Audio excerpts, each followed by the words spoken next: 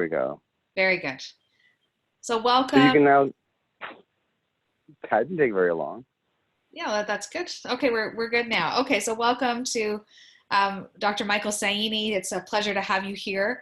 I'll turn it over to you very quickly so that we can get going. And right off the hop, someone would like to know if we can have a version of these slides to share for later, and you can let me know that later, okay?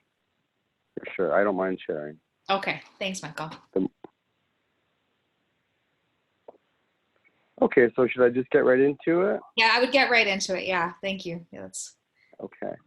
Now, because I'm sharing the screen, for some reason I can't see anything. I can't see anybody, any videos or any chat. I'll I don't know. monitor all the chat for you, Michael, just like you did for me earlier. So I'll be your Okay. chat assistant. Okay. So I'll just so let's get going.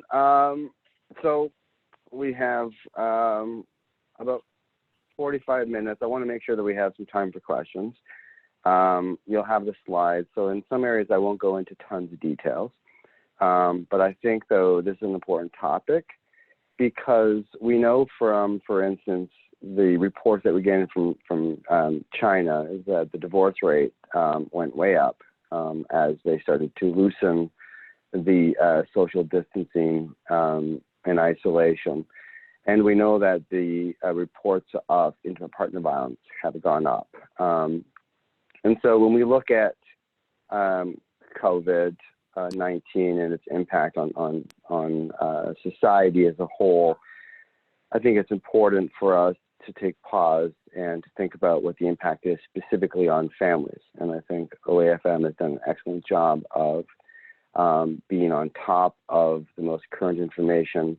And I applaud the work that you guys are doing behind the scenes, trying to get things going, trying to keep your membership up to date on what's happening. And I'm happy to take a small part in this and to talk about the impact of COVID-19 on co-parenting. So we know that it has a huge impact. It impacts us all. And we're all working from home or in isolation or at distance. And we are having to get used to different lifestyles. Working from home for me, for instance, I put a shirt and tie on because it feels like I'm back at work for even half a day. As soon as I'm done this, this will come off and my kids then will know that, okay, daddy's off the computer and now they can make more noise. And so these challenges are impacting us everywhere. Here's a little cartoon to keep it light. Did anyone bring any food as families are starting to bunker down into their homes and looking at how to make the best out of the next couple weeks, if not months, that we're going to be in isolation. So the impact of social distancing so far has been profound. We know that with parks being closed, I look across the street, I have a schoolyard in front of me. Generally, it's a nice place to look as I'm working and a nice place to go to for breaks. But yeah, now it has a big yellow table around the apparatus like it's a crime scene, and it doesn't have that same feeling. And so as we look to find ways to make sense of the changing times, we need to be mindful of how we are operating as families. We know that parents and children are both using screen time more so than ever. Parents are spending way too much time watching the news and getting bummed out about what they're watching, going to bed too late. So we just anecdotally, just speaking with other folks, it seems that people are generally having a hard time with social distancing, although there is always some silver lining in these difficult times, and it's how to help folks out to make the best of these moments. So looking specifically at co-parenting, we know that co-parenting can be challenging in the best of times. And it is even more challenging now within this global pandemic with social isolation, with the lack of ability for kids to go out to school, to playgrounds, to go with friends, parents not working outside the home, having no other outside support or resources, face-to-face contact. There's been a lot of pressure, a lot of emphasis on the time spent in family. And this is even more of a struggle when there's separation and divorce and there's parenting plans, and one must then have to navigate all of this. And so the burden of having to navigate activities indoors is frustrating. And we see that the division of labor can be further impacted as what we used to work in families does not perhaps work now. That you may have some parents taking more of the load of parenting, and the co-parenting dynamics are shifting. And this is, again, even more pronounced when there are two households or two or more households that children have previously gone back and forth. And what does that look like now, and how does co-parenting get managed within these unknown times? There's also a lack of privacy and personal time, which also adds to frustration and conflict, and in certain situations, violence. And so as professionals, we need to be aware that the concept of social isolation makes sense if you are with people that you like being with. Social isolation isn't always safe, isn't always healthy, isn't always in the best interest of children. Specifically if there's been violence, or if there's now an increased risk of violence or maltreatment towards children. So school provides children, among other things that are incredibly helpful for them, it provides an exposure. And so if a child goes to school with a bruise or a black eye or scrapes or whatever it may be, not nourished, some of the care and neglected, that's going to be viewed by teachers and other supports within the educational system. Now, with everybody being isolated, there is no way of knowing what is happening in homes. And so we must assume that we know the rates of domestic violence typically in families. We know the rates of conflict in post-separation divorce. We have to assume that these are either going to remain stable or increase. The fact that people are isolated and having to spend as much time as they're required to spend now without all the extra resources, it would be illogical to think that conflict and violence would go down. In some families, it will. In some families, there's a prediction that post social isolation, there's going to be a baby boom as people spend more time bunkered down in their homes. So we will see that, but we also see, though, that the divorce rates will most likely increase, and the courts will be even busier after this pandemic. So anybody who's waiting for the social isolation to end to take their matters to court, they're going to be frustrated by the long waits, even more so now, which is also why mediation and dispute resolution outside the court system is going to be so critical to keep families moving forward.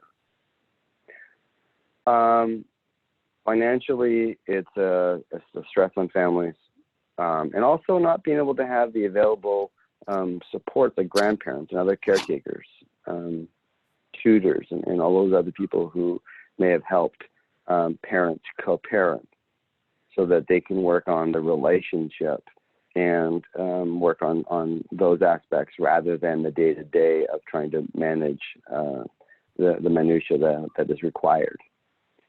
So co-parenting during that pandemic also includes disagreements over expectations, especially within the state of emergency that keeps on changing.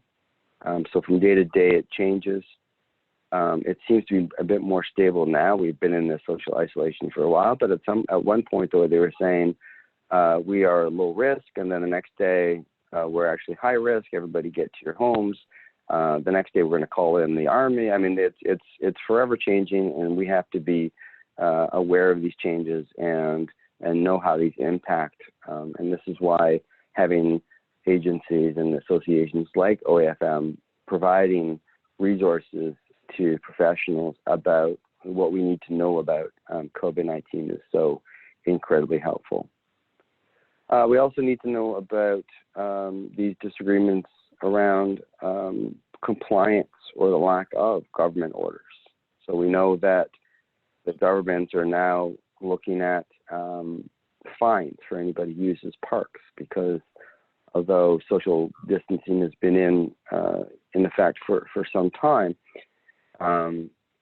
the parks remain extremely busy, specifically in some locations more than others. And so the police are now having to go around and try and disperse the crowds, which means that some parents are not in agreement, you would assume, around social distancing principles. And what is considered to be dangerous or irresponsible for one parent may seem to be completely fine and appropriate for another parent. And who is right? Well, we have to think about a strategy to deal with this so our own biases don't play into this. We want to make sure we have good information to share with parents, and we have some frameworks to go from, and that's what I'm going to talk about with you during this webinar. So, what is co-parenting? This is something that I think is critical. It makes a lot of sense to revisit co-parenting during the pandemic. But for the last year or so, I have been shifting my research and my focus from looking at high conflict to co-parenting. In some ways, it's on the other side of the coin. So it really depends on what you want to focus in on, because they are related. If you have high conflict, you probably have poor co-parenting, and if you have high positive co-parenting, you probably have lower levels of animosity. And it really depends where you want to focus your attention. I like focusing the attention on co-parenting because I find that it has so much more to give us than focusing on high conflict. Yes, we can structure the conflict. Yes, we can put boundaries around the conflict. Yes, we can maintain the conflict with structure and consistency. But how do you change it? And for me, the way I've been looking at the literature and the work that I've been doing in this area, some of the evaluation that I worked on really difficult clients and really difficult situations, such as the work that I did for Overcoming Barriers, a program, a family systems program that brought the whole family in. If you can change co-parenting dynamics, you can change parent-child relationships. You can make them better, more satisfactory. You can change the satisfaction of parents. You can change the conflict, and so it is a pathway to making, I think, significant changes. And so I want to talk today about how to strengthen the co-parenting relationship within this pandemic. So the definition of co-parenting, McKay and others said it's an enterprise undertaken by two or more adults working together to raise a child for whom they share responsibility. Working together does not mean they have to be in the same room. It does not mean they have to be negotiating at a mediation table. It simply means that they are conceptually on the same page, or at least not destroying the efforts of the other parent, that they are working in concert of some form. So parallel parenting fits in this definition of co-parenting. It means that from a positive sense, they are finding ways to integrate good communication and good ways of raising the child. I have a new research project that I have submitted for funding, and it's called Coparenting for Life. Once you begin co-parenting, it will need to be adapted over time, but that you will always co-parents to your children. Doesn't matter how old you are or how old your kids are. I want to make a distinction between the hyphen and no hyphen. You see this being used interchangeably. I purposefully use co-parenting with the hyphen to mean a more of the collaborative context of child rearing, rather than parenting time. Now, they're related, so they're not necessarily mutually exclusive. You need to have typically both forms of co-parenting, but the one that I'm talking about isn't the time that one spends with their child or specific parenting arrangements. I'm not talking about co-parenting as in shared time with a child. I'm talking about co-parenting, the work that people do to collaborate regarding how they're going to raise their child, whether they raise their child together or separately. There's also a continuum of co-parenting on a positive to negative continuum. So positive co-parenting, it's the efforts to facilitate the involvement of the other parent, is talking about that parent in a genuine, warm, cooperative way, who is supportive of that parent. This really, and I'll talk about gatekeeping in a moment, this really gets at gatekeeping, where you're opening the door to facilitate and foster a relationship with the child with that, with the other parent. Whereas negative co-parenting, it's closing the door. It's using inappropriate alliances with the child. It's triangulating in a negative way. It's being enmeshed with your child so that you are, in fact, destroying or influencing negatively the relationship with the child and the other parent. Also, it's bad for children, too. I mean, you just take something like, the child going back and forth. If the parents are not agreeing on some basic principles around parenting within this pandemic, should the child be washing their hands? And if there's a disagreement about that, that's going to impact the child. And the parent's conflict will interrupt the child's overall safety and well-being. It's important to differentiate co-parenting from other similar but different concepts that are related to family dynamics, such as marital relationship quality. You don't have to like your partner or your ex-partner. And in fact, you may not like them as a partner, or you may not have liked them as a relationship person when you're together, and now you must find a way to co-parent. And when we work with parents post-separation, it's often the task of separating out relationship quality from co-parenting responsibilities. It's more to do than parenting styles and competencies. Again, parenting time, it's related to family conflict, but it's so much more than conflict. It's not just whether or not conflict is present or not, but it is underneath that iceberg.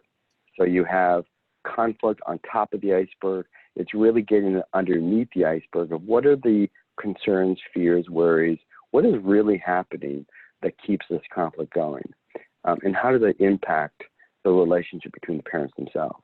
It's different, again, from parent-child relationships, but it does impact and can improve those relationships if you can strengthen the co-parenting. And family functioning is, again, a larger piece of this, and we're focusing just on the parent-to-parent relationship.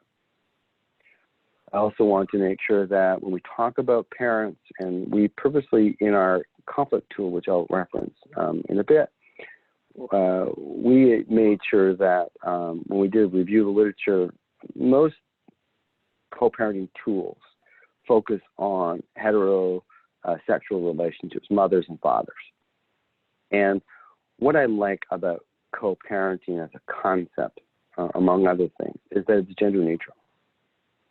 It's not about father involvement, although it is about father involvement and mother involvement. We don't get caught in those gender binaries that we know even in across family dynamics. We see here from Farr and Company in 2019, a really recent article that shows that after controlling for covariates, including couple relationship adjustment, that the co-parenting is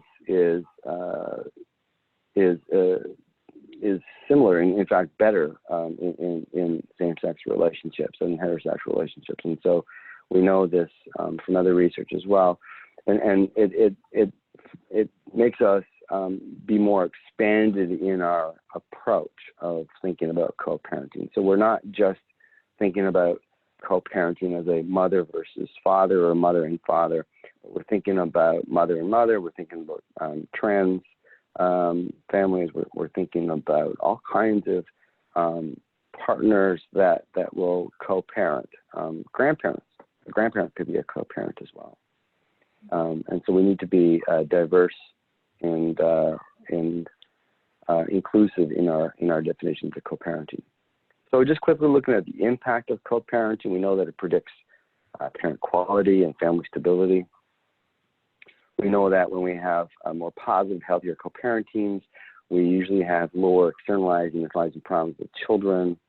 And we know that supportive co-parenting is associated with father involvement. Again, here's a good example of we're using co-parenting because it's gender neutral, but we still understand that there are some gender differences within co-parenting. It doesn't rule out those, it just makes it for a more inclusive approach. It's also child-centered in the way that we look at co-parenting, and we know that the link to the quality of parent-child relationships is related to co-parenting. And specifically, I found in my 2019 study of the Overcome Barriers that improvements in the co-parenting relationship actually improve parent-child outcomes post-intervention.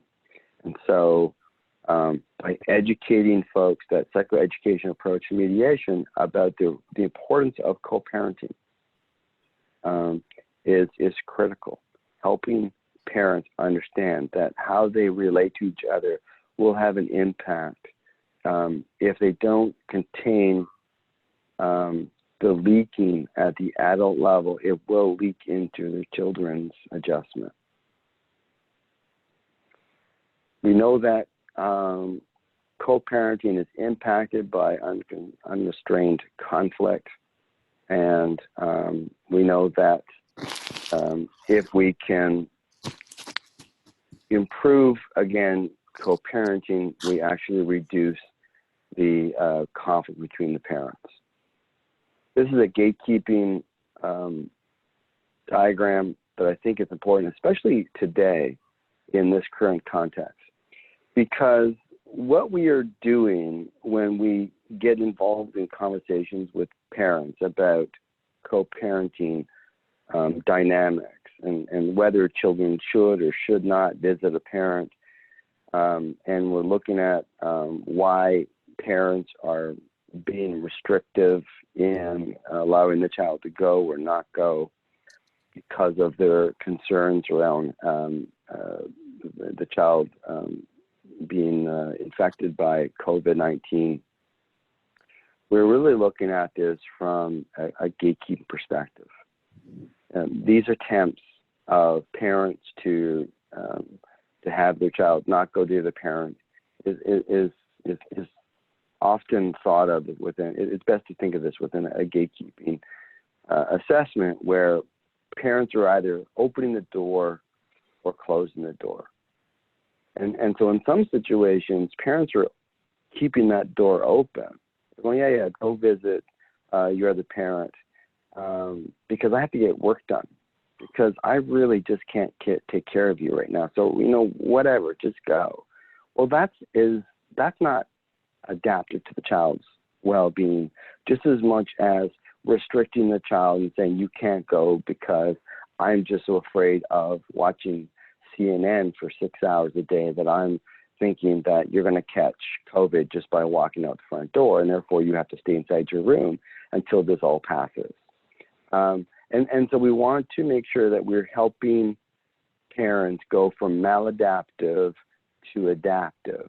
If they're going to be protecting their children, it's because there's good reason to do so. There's government policies in place that are restricting, and they're following those government directives, or that there's real known risk of the child going to the other parent. The other parent just came back from Italy or from the United States. What's happening right now in the States is a nightmare. If the child came back from New York, or the parent came back from New York, and the other parent and they were trying to get time with their child, it wouldn't make sense until that parent spent some time in isolation.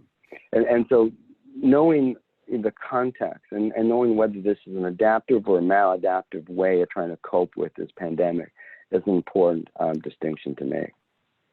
So measuring co-parenting, we developed a tool called the Co-Parenting Across Family Structures. This is with Marsha Pruitt and some wonderful graduate students who have been fantastic in helping us put this together. We did a review of the literature.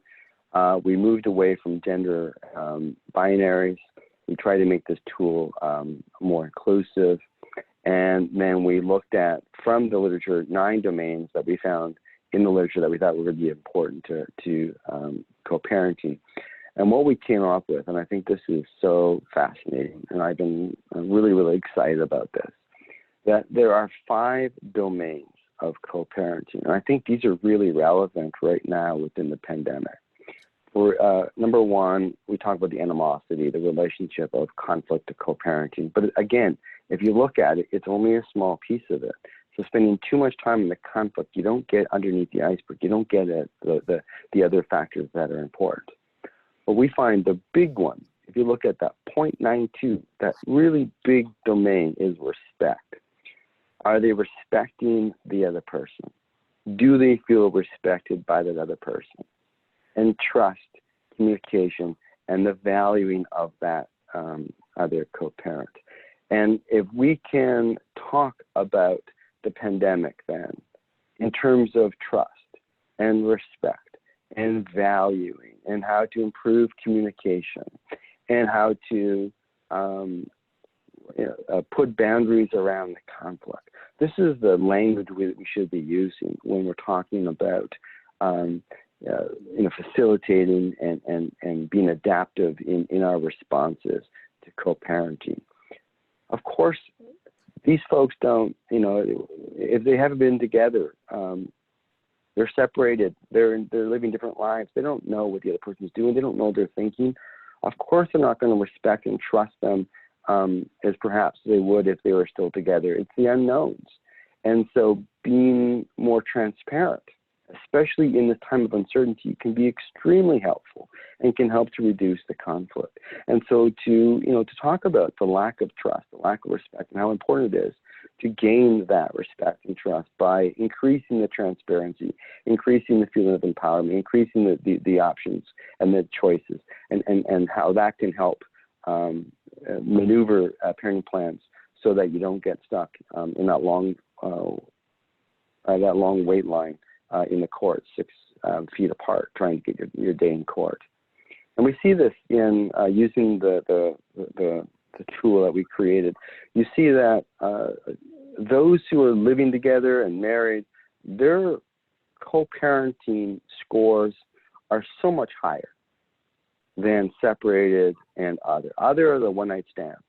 And so there was very little relationship. There's nothing in the bank for those folks. And so you can imagine the lack of trust and respect because they don't know these are actually strangers to them. I mean, by every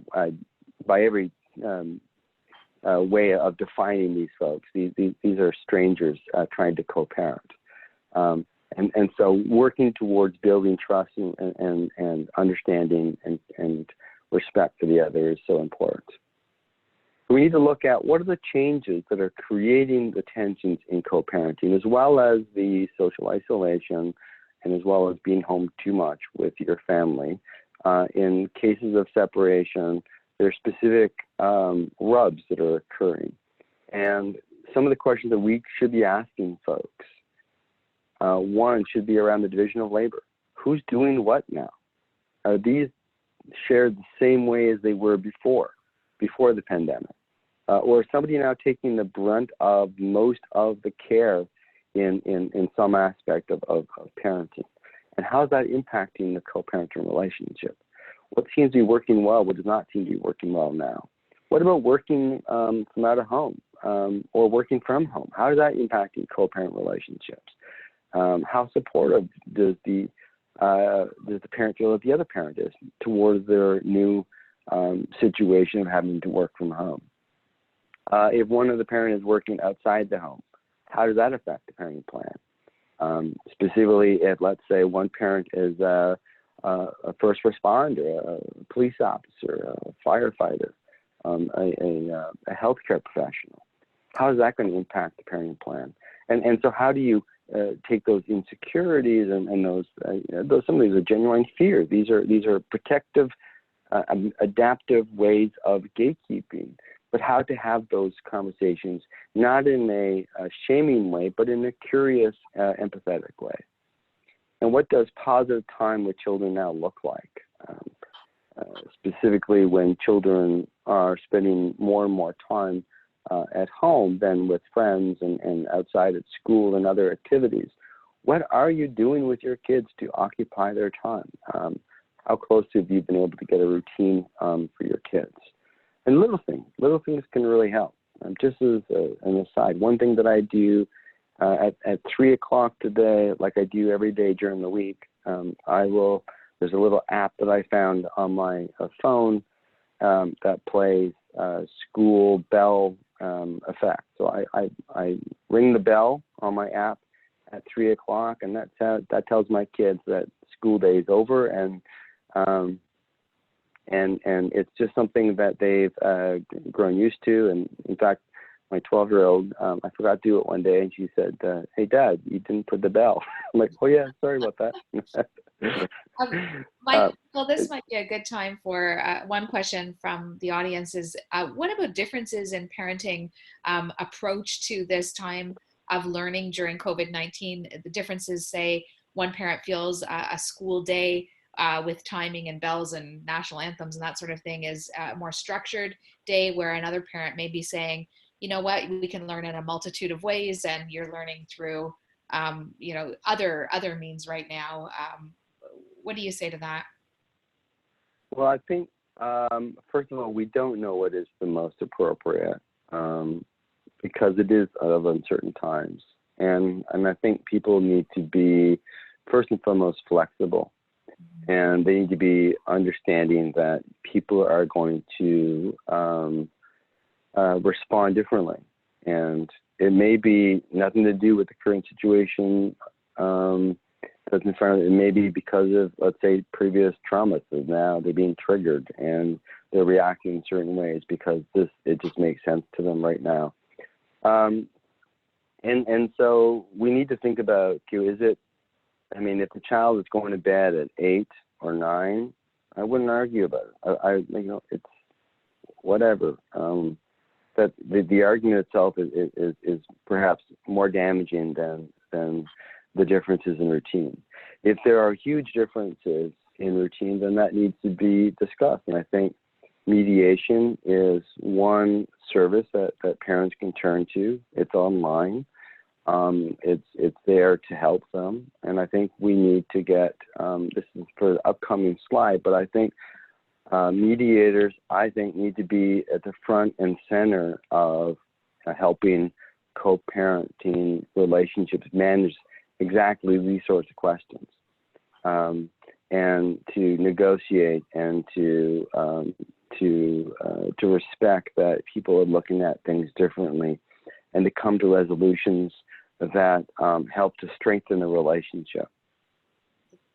That makes a lot of sense. So flexibility is key, and we may be sort of highlighting some issues, but the issues could have existed before, or even triggering pre-existing trauma. So that's really helpful. I want you to know there's quite a few questions. So just if you want me to, I've told the audience that we'll wait till the end to ask them. So this one was sort of relevant to what you were saying. So.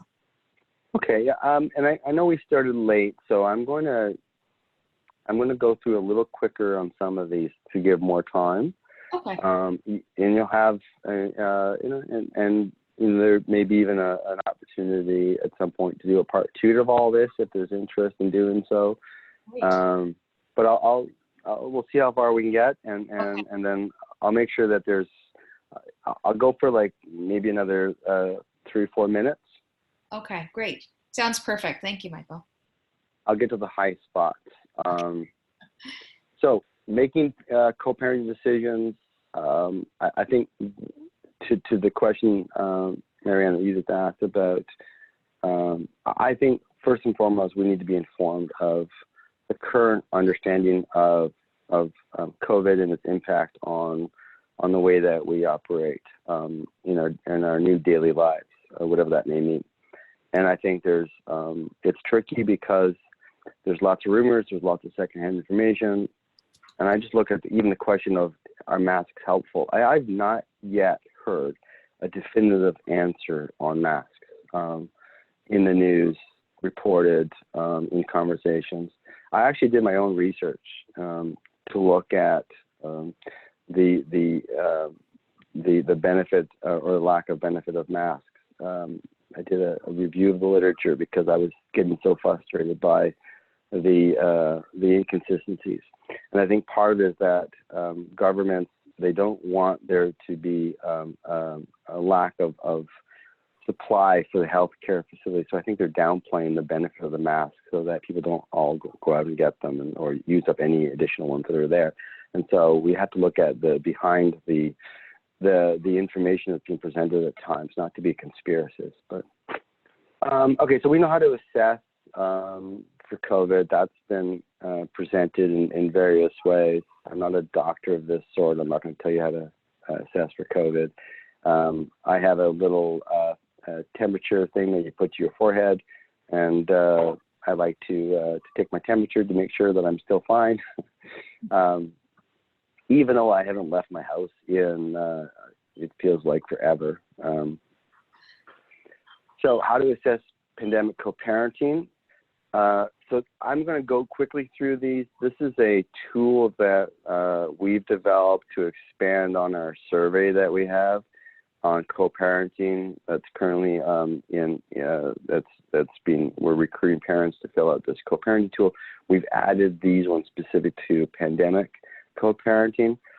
So first of all, it's just what is the current situation, understanding, and you could use these, I think, clinically or in your mediation, because I think these help. So what is the current situation? Are there financial insecurities? Is there illness? Has there been somebody who's now died of COVID that they're grieving? Is there loneliness within the social isolation? Who's making the decisions around letting your child go play at friend's house or not? Are these joint decisions? Is this one person deciding? Are there conflicts that come from this? What are the daily life disturbances in terms of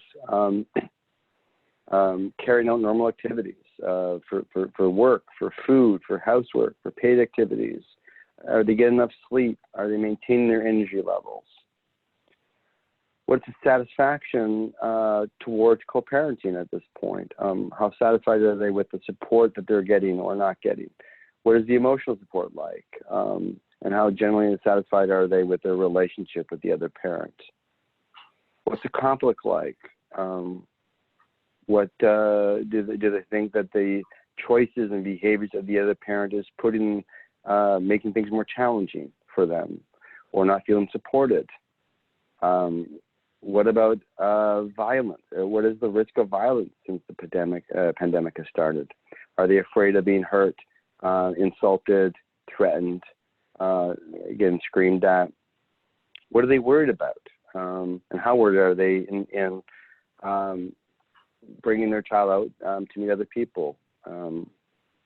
And some parents may not be so worried, and other parents may be more worried. And so knowing where those differences may be would be important. How important that they feel that the other parent's going to infect their child with COVID. So those are questions you could ask. I'm mindful of the time. I just also want to just highlight that there's been responses by the court. It's a bit all over the place. It's a bit wishy-washy. Although in this most recent one, is it Roberto and Wright? Roberto, yeah, I think. Oh yeah. So in here, I'll just highlight this, and these are all on the. I know they're on the AFCC Ontario website. You can go get all of these, but this one here specifically is an important one. And actually, yeah, it is Ribeiro and Wright. And in here, the Justice Pazarats stated that there's presumption that existing orders reflect the determination that meaningful personal contact with both parents is the best interest, which is an important statement for the judge to make. That at the same time that our daily lives are being impacted and parts are being suspended, that there's a presumption that exists that parenting arrangements and schedules should continue. But in some situations, a parent may have to forego their time with their child, specifically if they've been away and they need to self-isolate for 14 days, or if there's been any illness or exposure. That in some situations, there may have to be controls with respect to the direct contact of a parent with a child. And that in some situations, a parent may have to not have contact, especially for a time being. And here, what I thought was really important too is that they say that although the court's still responding, but that they really urge parents for more conciliatory ways of resolving the conflict, i.e., it doesn't say this, but I would say mediation. We know that there's been free legal advice offered to families, but I think, though, tailoring online mediation to be able to support co-parenting is critical. I think much like OAFM, and I've seen other websites that provide mediation, they have COVID-19 statements that we are in business, we're doing things online. I was thinking on, Marianne, on the list of mediators for the OAFM, it would be helpful, and I don't know how much work that would be, but to indicate at the roster level, so when people pick mediators, to let the public know whether or not people are able to mediate online. Very good. That's probably not a fast fix on the way our big website works, but it's a really good point for sure. I mean, we've just added accessibility to the roster search buttons, but I think you're right. I think that's something to look at. There's quite a few questions, and I'm looking at the time, Michael. Yep. Should we go to those, or? We should, yes, for sure. Okay, so there's a question from John. As a marriage and family therapist, and I think this would extend to family mediators. How do we best support parents who are in the initial stages of a mediation, and some have told the children, "Hey, we're getting separated." Some have not. Any advice for that sort of gray period? Yeah, I think this is a challenging time for families, specifically those who may have started the process of separation just before the pandemic hit. We know that January is divorce month. People were barely able to keep it together during the holidays, and took the opportunity in January to start making those changes to separate, and then the pandemic hits. I think there's so much uncertainty for children right now those conversations are going to be important, but extremely important to do them well. And you may want to hold off until there's a bit more certainty of what is going to be happening, both in terms of your relationship and also in terms of the pandemic itself. There's so much changes that have occurred, and we want to make sure that we're not overburdening our children with too much information. So my advice would be to keep it simple, keep it as collegial as possible, and even if you have to overly protect your children for a period of time until things sort out, that would be my preferred option. Okay, thanks for that. And Linda asks, what do parents do? And this is interesting because it's in my family. My cousin came home from Scotland. She has 4 children, and she's supposed to self-isolate in the home. And of course, the littlest is 6 and wants to be very close with her physically. What do you suggest as advice for families in that situation where one parent actually is supposed to socially distance within the home for a period of 14 days upon return of travel? Yeah, I mean, it suggests that parents have, or the family members have, more than one room in the house to isolate. So it's even harder to do if you live in a 1-bedroom apartment. But for sure, you can, and I've seen it happen before, where you have the person who's sick distance themselves from the rest of the family for a period of time. And I would also think, though, that the whole family, though, should be isolated from the rest of the world until they know that no one's going to be impacted, because even if children take on the virus and are not big carriers, they can still impact others. Again, those sort of decisions, though, I think are best answered by a healthcare professional. And I think, to me, I mean, when you look at co-parenting, the importance of it is that, are they making decisions that are going to keep the relationship intact and healthy? And the specifics of those situations, there's hotlines. The Ontario government has a hotline now that you could get some advice on. You can call your family doctor. I think people need to have good information to make these decisions. Right. And I don't think I'm the best one for that. Yeah, I know I think that's a really tough one. I mean, there's like the love bonds and the connections, and we're such a society of embracing people as they, I always laugh when I see the kiss and ride in Ontario, that, it assumes we're all going to kiss each other and then get on the subway. We're a very closely knit community, and I think it is challenging for families. Sherry asks, what about situations where the party or the parents don't follow the guidelines? And I think there was actually a court decision this week that I read about one parent not following the guidelines, and then the judge in that case, I think, if I'm not mistaken, said that was a poor parenting decision, and that the child should remain in the primary parent's home at that time. Am I getting that right, Michael? Do you remember that one?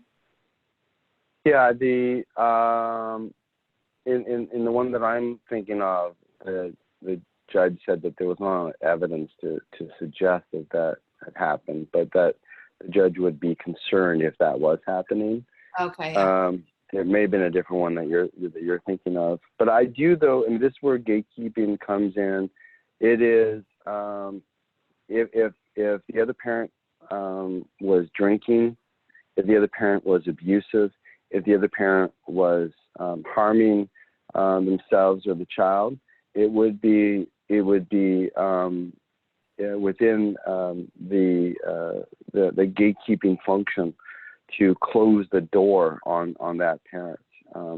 And my advice, of course, the Child Protection Services won't like this, because my conversations with folks in child protection have indicated that they're really taking the brunt of a lot of this conflict, where the the courts have closed their doors, and families have nowhere else to turn to. What child welfare is mostly dealing with right now is child custody disputes.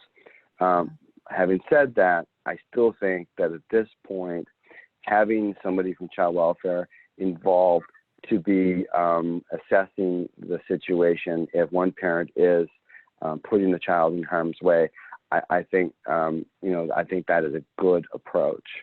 Mm-hmm. Mm-hmm. And thanks for that, Michael. I think I'm mindful of the time and knowing that people are now chatting in the Q&A. I haven't got all the questions out yet, but people are thanking you very much for your presentation. And I would love to talk to you about a part 2 to follow up with, for this, Michael. I mean, it would be wonderful to speak with you again. I think we've really only just dipped our toe in the water of this topic for sure. So, For sure. yeah, I will. Yeah, everyone's. We're also logged in, and we've all got these busy appointment schedules with being online. But a couple of people are raising their hands. I'm asking you to chat in there. I think people are just saying thanks very much. So we're coming to the end here. Is there any sort of last reassuring words you'd like to share with the group? Just that I think that the professionals involved providing services and helping to navigate the co-parenting relationships, I think you're all doing an extremely important function in this pandemic. And I think you're giving eyes and ears of what's happening in families, and also just helping parents be able to co-parent better, which then will have real advantages for children's overall adjustment. So I just want to show my appreciation for all the work that you're all doing on behalf of families and children. Well, thank you so much. I didn't even get a chance to introduce you properly. Michael is associate professor at U of T. He's the chair in law and social work at U of T, and a very, very well-respected professional in this area. So please, everyone take a minute to look up who you've just been listening to. He's a wonderful man and great contributor and a great friend to OAFM. So thank you very much, Michael, and I look forward to speaking to you again soon. Thank you. All right. Have a great day, everyone. Be safe. Bye-bye.